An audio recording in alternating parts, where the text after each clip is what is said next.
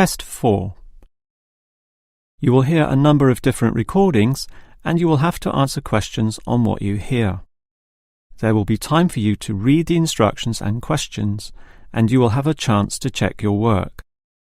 All the recordings will be played once only. The test is in 4 sections.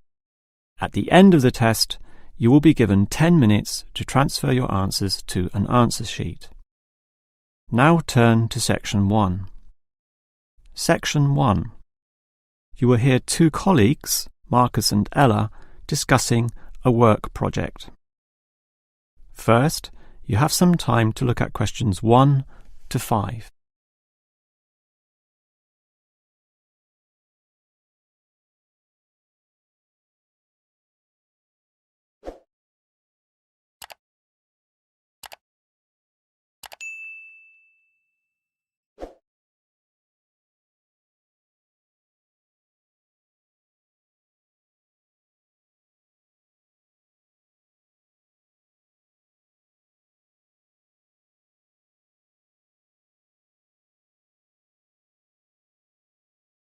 You will see that there is an example that has been done for you. On this occasion only, the conversation relating to this will be played first. OK, Ella, as you know, the deadline for this project is the end of the month, so we'd better plan it well. Yes, I've already been thinking along those lines, and I've decided we should divide this project into 3 phases. The pre-phase, then phase 1, and then phase 2, with strict deadlines involved for each one. The woman uses the term pre-phase, so pre-phase has been written in space. Now we shall begin. You should answer the questions as you listen, because you will not hear the recording a second time. Now listen carefully and answer questions 1 to 5. OK, Ella, as you know, the deadline for this project is the end of the month, so we'd better plan it well. Yes, I've already been thinking along those lines, and I've decided we should divide this project into 3 phases. The pre-phase, then phase 1, and then phase 2, with strict deadlines involved for each one. Given that we have to finish this quickly, that sounds good. Tell me more. The pre-phase is the simplest. We just need to allocate a space or a place to do our planning, and this space will need to be quite big. Sure, and we have to decide on the equipment needed as well. Remember the last project when we didn't have enough projectors to present our ideas? We lost lots of time there. Yes, that was a bad start. That's why, after the pre-phase is finished, I've allocated a mere 3 days for phase 1. That will involve drawing the plans. We'll need Jenna to help us. And Marco. Yes, but not Susan. Susan is just far too busy to participate, as much as I'd like her in the team. Let's just take Fred instead. He'll do. Sure, Fred's not as experienced as Greg, but I agree he'll do fine for this job. Then it's straight into phase 2. Collecting, collating, analysing and preparing the final report. Can we do that in 5 days? I think that's optimistic, which is why I scheduled 6. That's almost a week. Do we have that much time? We do, and with the right people, 6 days should see the job done. Who are the people for this phase? Arthur and Rob, right? No, Arthur's got other things to do, and Rob's on leave, so Mike alone will be the main man on this part. He's done it before, so it should be fine. But he may need some help with the smaller tasks, someone who is good with detail and procedures. Peter's not free at the moment, so I can arrange Leo to chip in some time and advice. Leo's very useful, particularly under pressure. And that's everything sorted. Well done, Ella. This report should certainly be ready in time. Before you hear the rest of the conversation, you have some time to look at questions 6 to 10.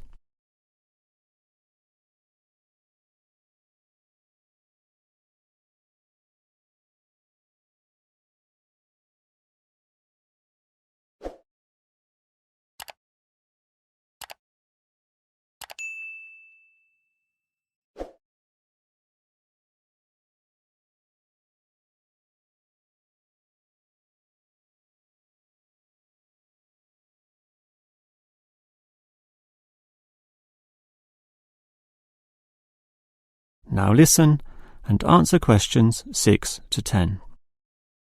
OK, Ella, you've done a good job with the basic time frame of this project, but what about specifics? What sort of specifics? Well, things like information gathering. Are we going to use questionnaires like we did last time? I was thinking of using the internet to ask people to give their views, but you often get such silly responses when you do that.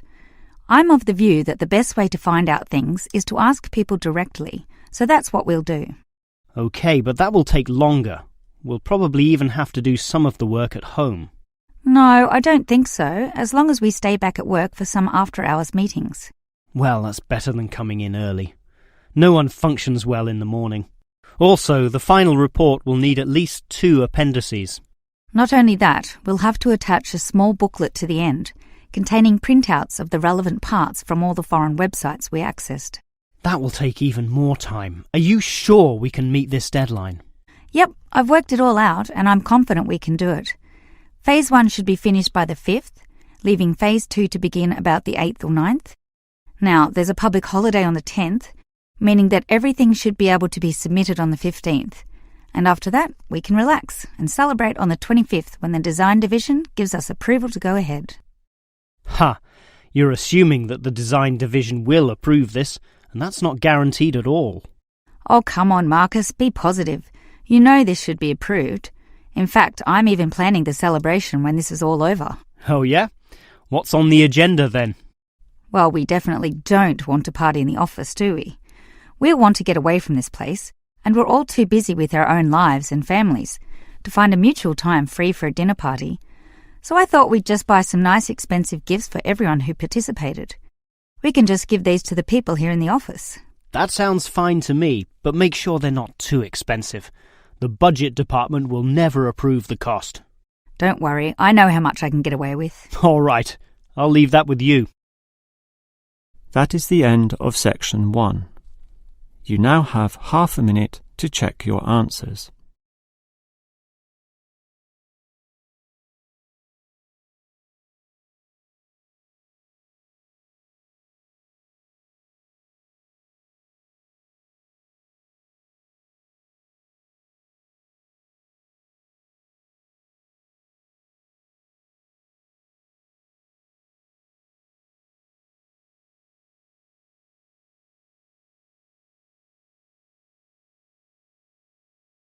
Now turn to section 2. Section 2. You will hear a maintenance worker talking to a university officer about some recent storm damage to the main building. First, you have some time to look at questions 11 to 15.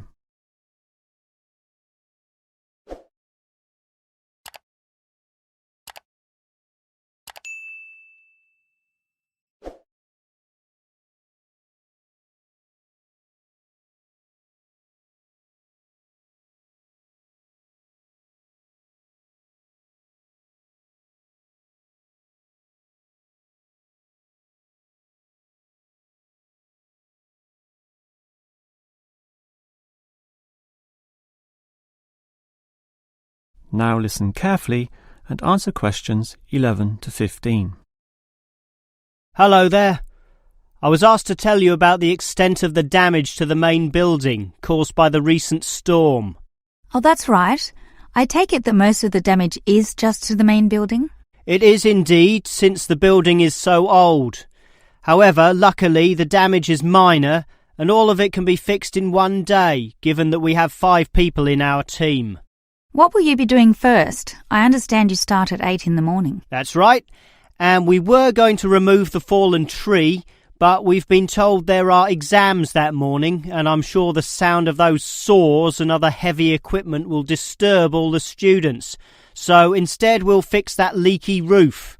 That's a 4-hour job, since it involves substantial repair, not like fixing broken windows, which can be done quite quickly. So you'll fix the broken window after that, from midday? We could do that, but since we'll be working in the ceiling, it's more logical to get rid of those birds' nests there. It's a small job, but will require crawling inside the ceiling cavity, which is not an easy exercise, so that will take about an hour. But this is good, since by that time the exams should be over and we can address that tree which has been blown over, after our 1 hour lunch break, of course. It will be quite noisy dealing with that, but it will be finished by 3 o'clock. Some of our staff will then leave to fix things on another site. An office nearby needs a new window. But 2 of us, including myself, will remain here to paint over that discoloured patch of wall in your office. Oh, good. It looks so horrible at the moment. Well, we'll certainly make it look good once again. And in the last hour of our working day, we'll fix up that problem with the wiring. Apparently the power doesn't go to one of the classrooms. Probably some water has gotten into the fuse box, so we'll just change a few wires and clean up the moisture, and it should be fine. Before you hear the rest of the talk, you have some time to look at questions 16 to 20.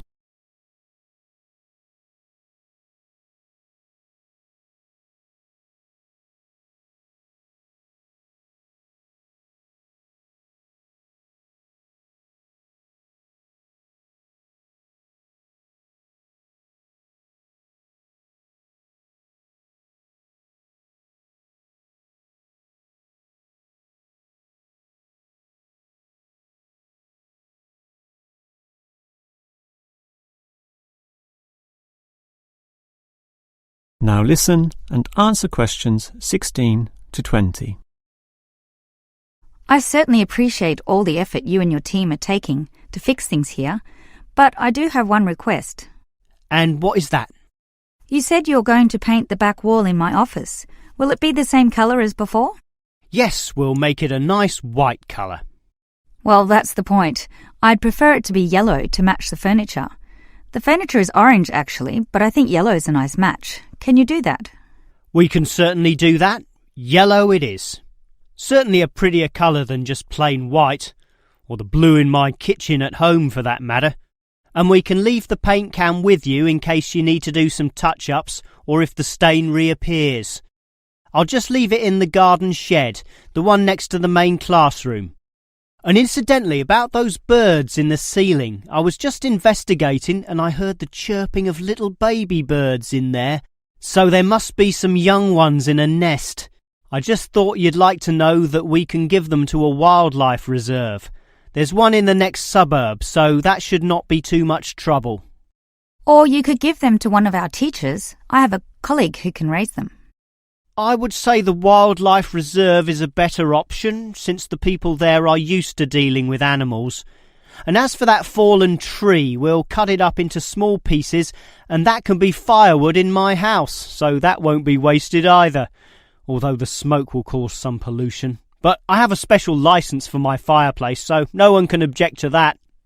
I've noticed also that the university has a garden bin for the smaller items, leaves and sticks and bark and so on, so we can dispose of material in that also.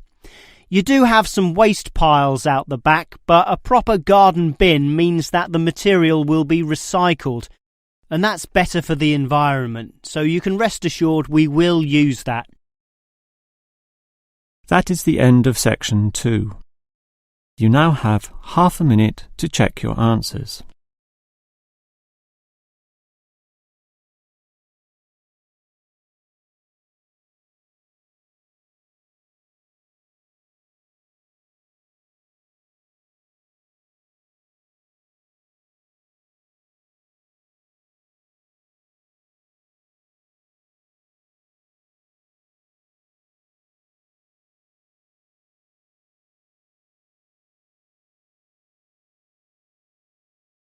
Now turn to section 3.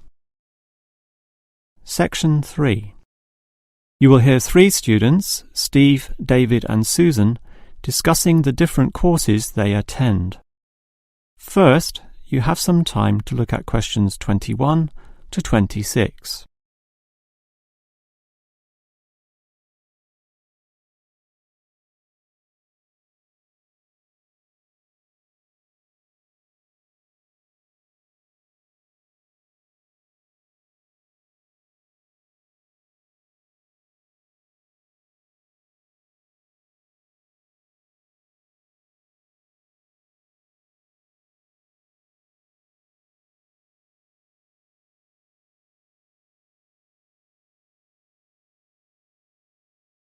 Now listen carefully and answer questions 21 to 26. Well, gentlemen, we've almost finished our second semester at this university. What do you think of all the courses we attend? On the whole, I'd say they're quite good, apart from social history, which I find to be a little too inexact. Yes, the lecturer's style is also very, very dull. I certainly agree with you there, although I would say that the textbook is more interesting. Welfare State. The subtitle says, An Examination of Social Development in the 20th Century. Yes, Welfare State is a good book, but look how many pages it has. 458! I agree. It's just too long to be easily read. Far too long, although it's certainly well written in parts. Yes, and if you compare it to the textbook for cultural studies, what's it called? Inner Views, I think. No, that's the book for media studies, and we finished that subject last semester. The book you're thinking of is In Perspective. Oh, sorry, you're right. In Perspective. And the subtitle says, A Comparison of Social Groups. Somewhat interesting, wouldn't you say? Well, mildly so, as is the subject, dealing as it does with such a wide variety of issues. But the book itself certainly oversimplifies a very complex subject. I agree. I also got annoyed at its constant oversimplification.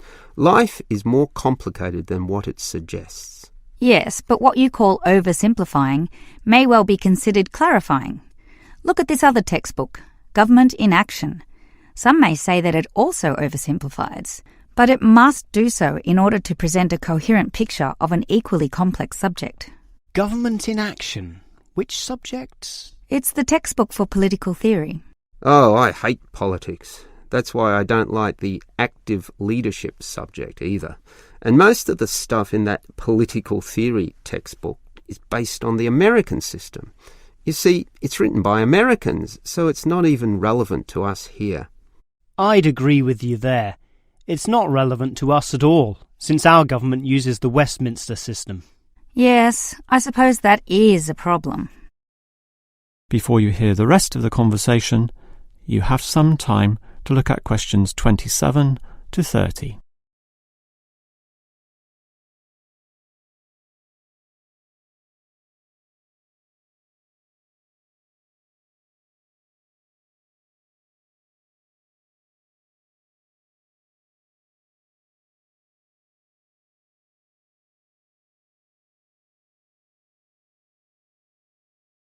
Now listen and answer questions 27 to 30.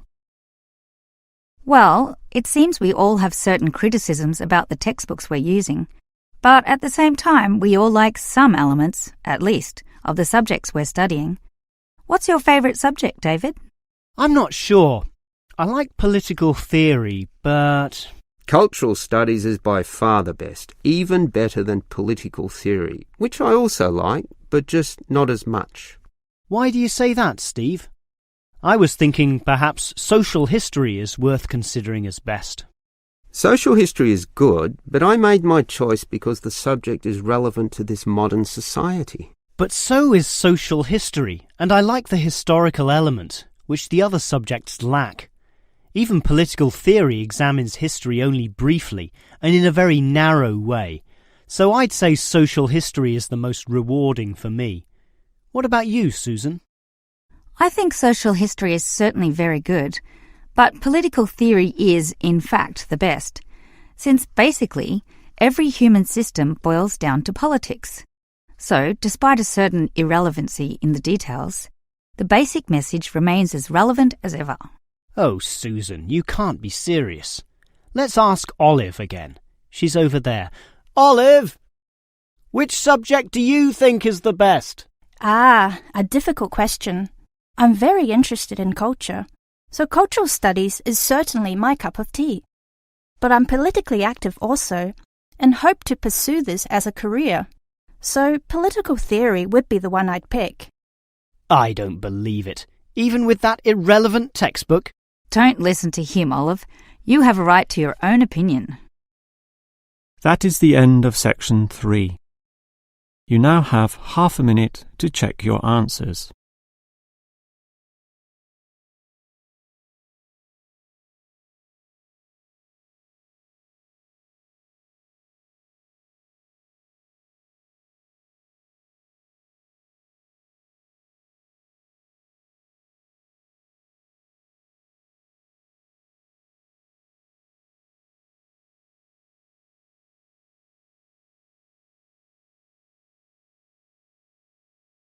Now turn to Section 4. Section 4. You will hear a lecturer talking about the movement of population towards cities. First, you have some time to look at questions 31 and 32.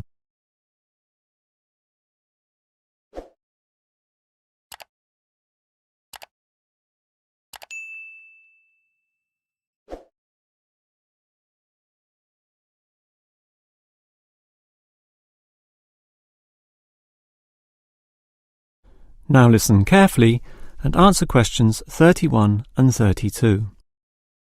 If you consider the farms of old, the type your father or grandfather grew up on, they were small and labour-intensive, requiring lots of workers.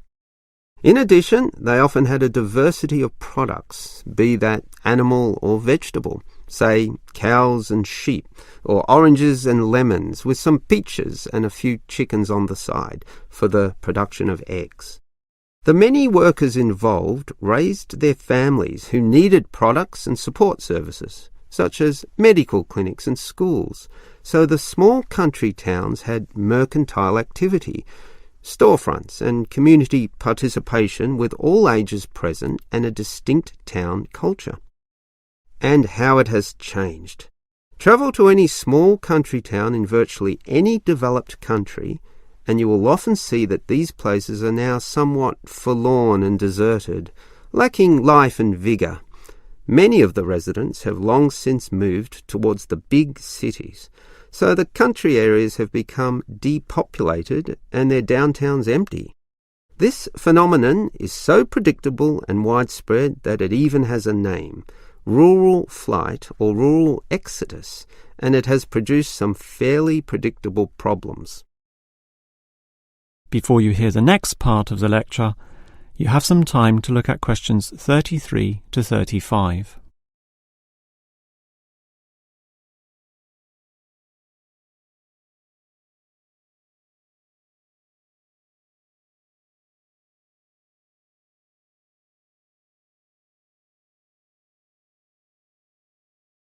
Now listen and answer questions 33 to 35. As for the causes of rural exodus, the most obvious is the industrialisation of agriculture. This comes in two aspects, one of them being monocultural farming practices. What this means is that it is now more efficient to have one product and focus on its needs almost exclusively. So, for example, animal husbandry will usually involve a single type of animal, say pigs, but with huge factory farming techniques, or, in other words, the second aspect, economies of scale. This means instead of 200 pigs, there'll be 2,000, tightly fitted into small pens or cages, with high-density waste disposal and automatic feeding systems. Yet, despite this huge size, it can all be controlled by just a dozen farm workers pushing the right button. You might not like it, but in a competitive market, the cheaper the overheads, the better, and one can't argue with market economics. It's simply the way of the modern world, and it has changed the face of rural districts, mostly for the worst.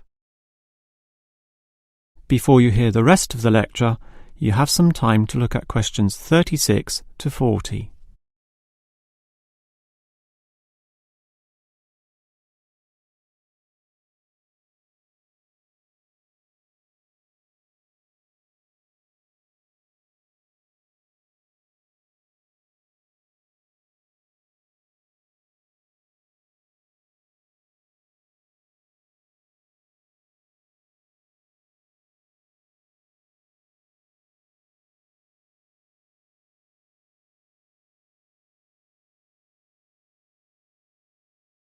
Now listen and answer questions 36 to 40.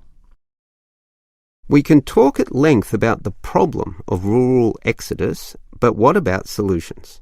Well, there is certainly some cause for hope, since many are now feeling the negatives of increasing urbanisation, negatives which the countryside generally does not have. Thus, tourism, for example, is certainly one avenue of revenue and revitalisation. The most important consideration here is that the local residents themselves participate in developing such initiatives and deciding what happens, since outsiders, be they state government or city-based planners, do not fully understand the local settings, the possibilities which may be on offer, or the town culture, since even small rural areas can be highly distinctive from neighbouring ones. For example, the Daylesford area has developed a tourist industry based on the natural springs there, putting forward the angle that this water is relaxing and revitalising for the health.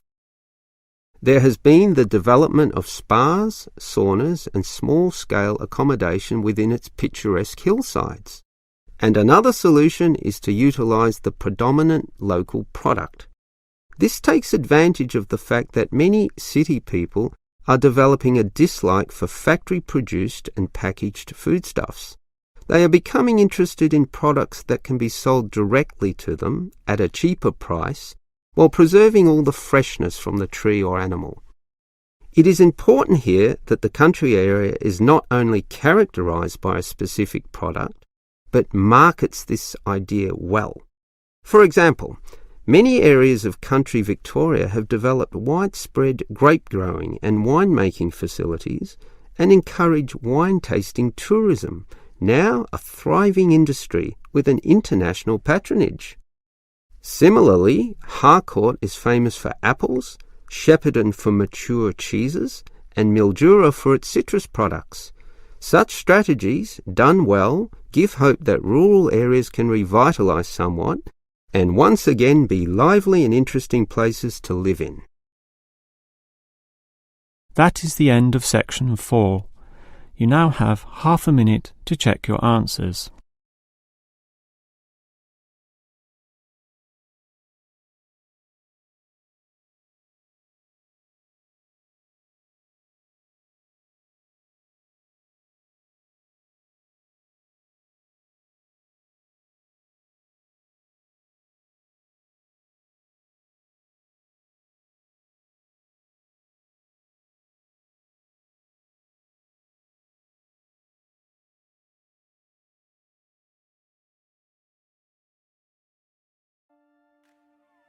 That is the end of the listening test.